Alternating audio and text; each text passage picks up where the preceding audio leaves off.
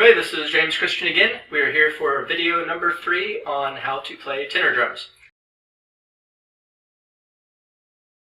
When multi-tenor drums first started hitting marching fields back in the late 60s, most groups had 2 toms, and before that there were single tenors. And then pretty quickly tritoms got added, and then 4, and then 5, and then 6, and a few even done 7 and things like that. But the thing that the tenor drums were most known for was fast singles. The snare drums would play all the flams and rolls for the most part, and the tenors would pop out some fast singles. On the good side, as things progressed, tenor drummers started using more of the other rudiments in their playing, but sadly, in more recent times, tenor drummers have lost their singles speed a lot. If you listen to old recordings from the late 60s, early 70s with the double toms, and then in the late 70s with the tritoms, and then late 70s, early 80s with the quad toms, you'll hear a lot of tenor solos that had just a lot of fast singles. And so if you listen to a lot of more recent recordings of tenor lines playing fast singles, you'll see usually they're not as fast, and you can tell they're straining to even get to those slower speeds. So I feel like it's a staple of tenor drumming that you should be able to play some fast singles. So that's what this video is intended to accomplish. And it's still important because in a lot of even junior high pep rally music, and then at high school a lot of stand tunes and things like that are still written with more of an older style, and tenor drummers are just expected to be able to bust out some fast singles whenever necessary. So it's an important skill to have. And the faster your singles are, of course, once you start adding doubles and flams, it'll just help you be more versatile all around, because singles are the foundation of everything.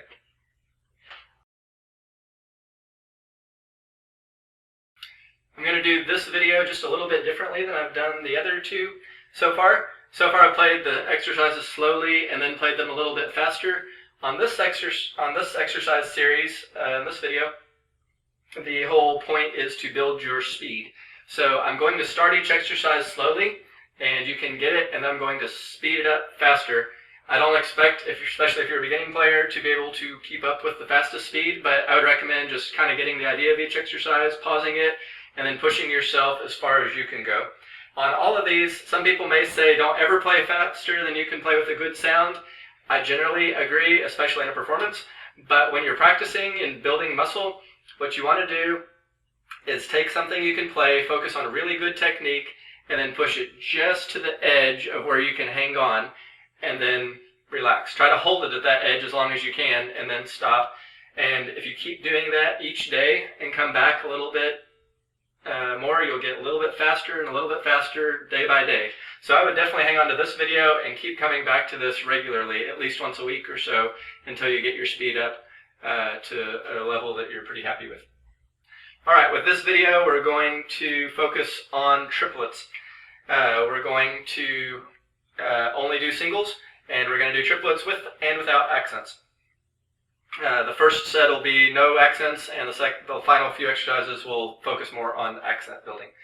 So the first few we're going to take slowly, and we're going to break it into small pieces, and then we're going to start combining and building our speed and versatility. So the first one, we're going to take a single triplet on drum 1, and we're going to release it on drum 2, like this.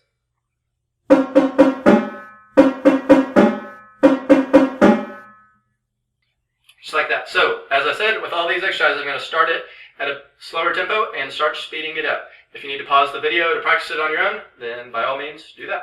Here you go.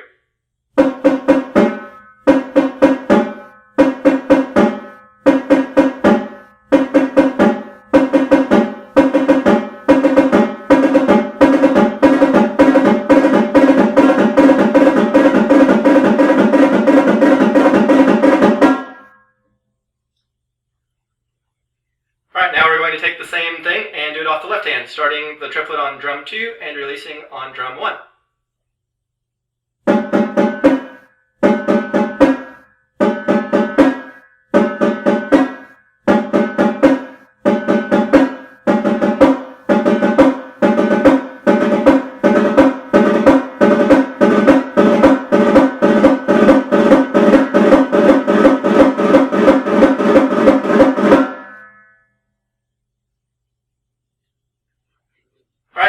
to do the same idea, except we're going to go down the drums. 1, 2, 3, 4.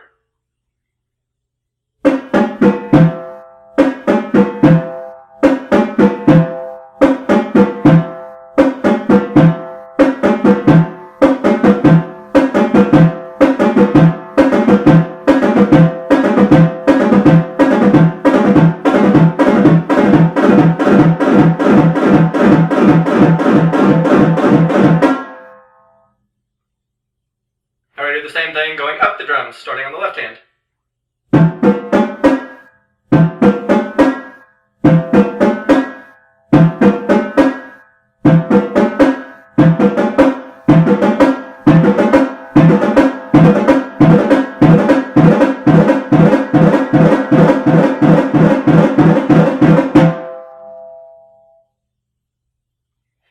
Alright, now we're going to start combining these ideas. So with the first one, we did drum 1 releasing on drum 2, and then drum 2 releasing on drum 1. Now we're just going to go straight back and forth between the two without any break. It's like this.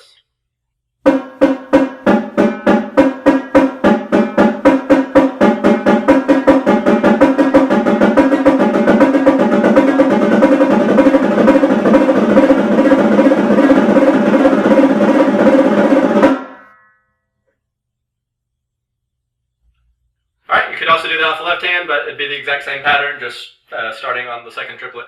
Alright, now we're going to do the same thing, combining the drums going down and then up, so no break in between those. There will be 6 notes altogether, so 1, 2, 3, 4, 5, 6, like that. And here you go.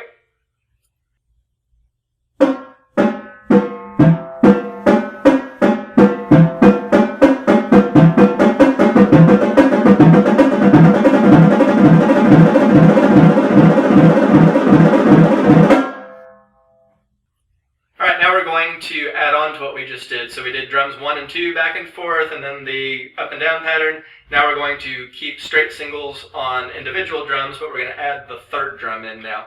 So we're going to go drum 1, 2, 3, and then back up. You're just going to go back and forth between those 3 drums. So here you go.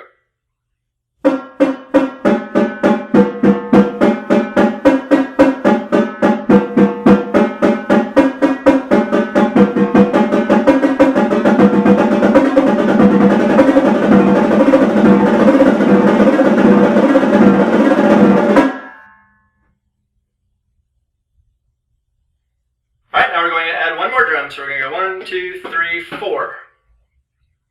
So here you go.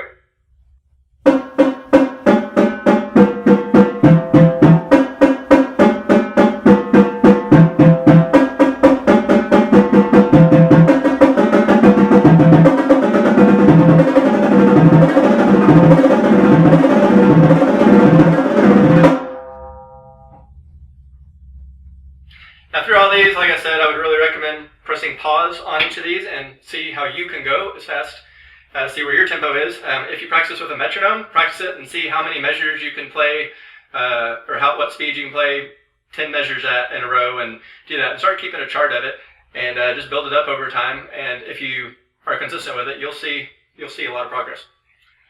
All right, now we're going to add in the Spock drum. We're going to start on the left hand and go down and then back up. So here you go.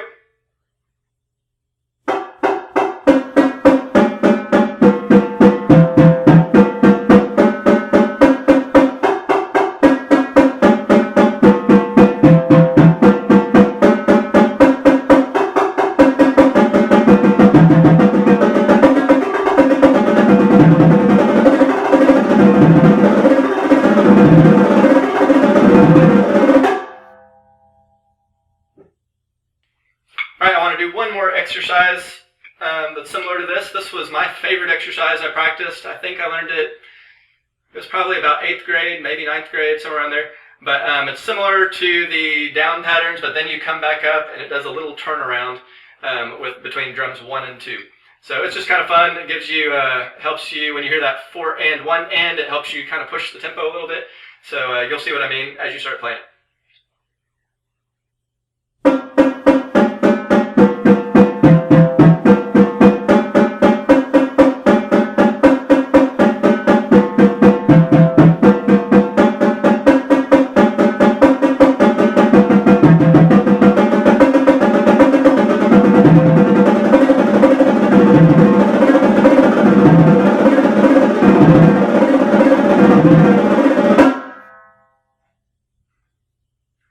So that's just kind of a fun one. All those patterns, just play as many of them as you can are good.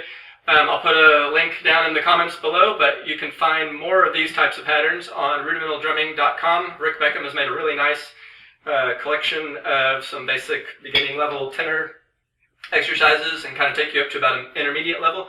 So I'll put the link to that specific page down in the comments. All right, this next part is accented triplets. These are generally a little more difficult than just the non-accented moving around, because you have to control more of your up and down motion and keep your inner beats softer when you're not accenting them. So the first part is just to simply work on your accented triplets.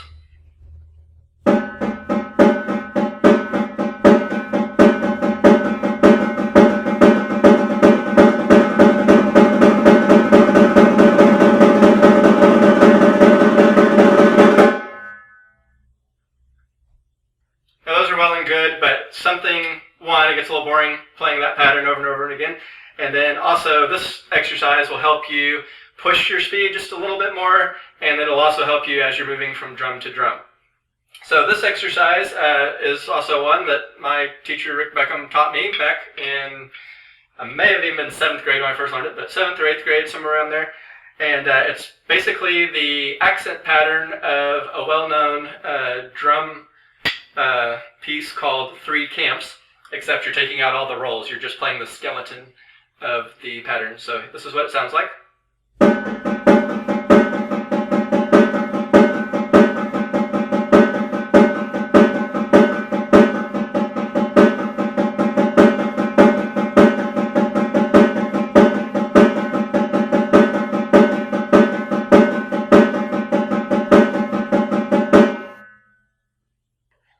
Now with tenor drums, it's good to be able to play that on a single drum. Then you're going to play it once on one drum, and then another time you're going to move the accents to the drums on each side. Now you can keep drum 1 as your hub or drum 2 as your hub. It really doesn't matter. It's going to work essentially the same skills. You should be able to do it both ways. I'm just going to use drum 2 here, but play around with it.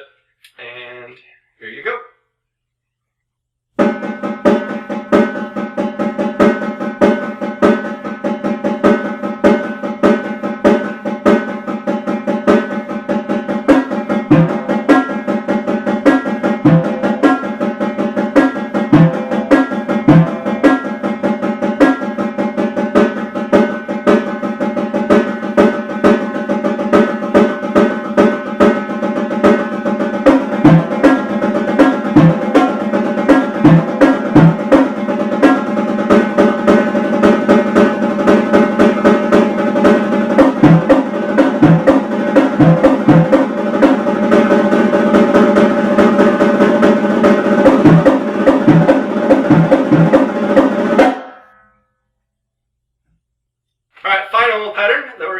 Is using the Spock drum.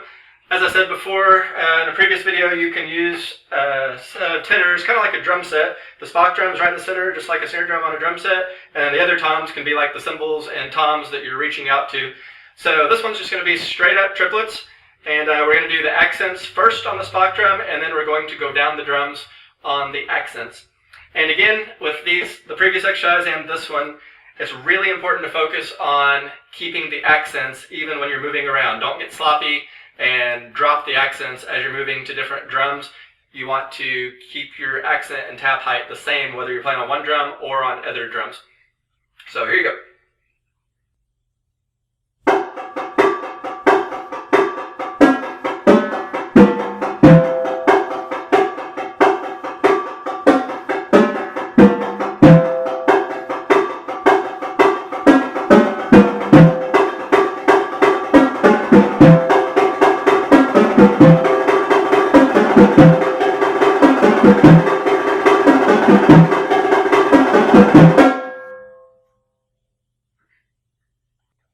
Now we'll do the same thing on the left hand, starting on the left hand, going up.